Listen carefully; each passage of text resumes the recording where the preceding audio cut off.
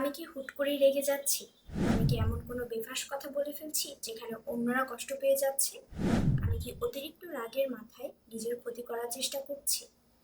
কখনো ভেবেছি যে এর পেছনে আমি অন্য কোনো কষ্ট নিয়ে আছি কিনা, বা এমন কোনো চিন্তা যে আমাকে কেউ গুরুত্ব দিচ্ছে না বা আমাকে কেউ ভালোবাসে না?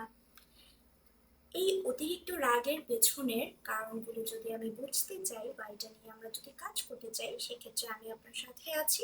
আমি Farah Tabassum Shamma, assistant clinical psychologist. আমি ঢাকা বিশ্ববিদ্যালয়ের ক্লিনিক্যাল সাইকোলজি বিভাগ থেকে পড়াশোনা করেছি এবং বর্তমানে এমফিল গবেষণা করছি। আমি রিল্যাক্সিতে আছি, আপনাদের মানসিক স্বাস্থ্য সেবায় নিয়োজিত।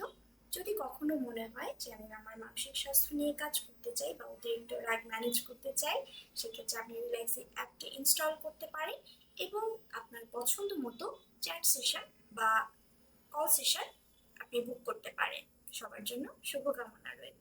ধন্যবাদ।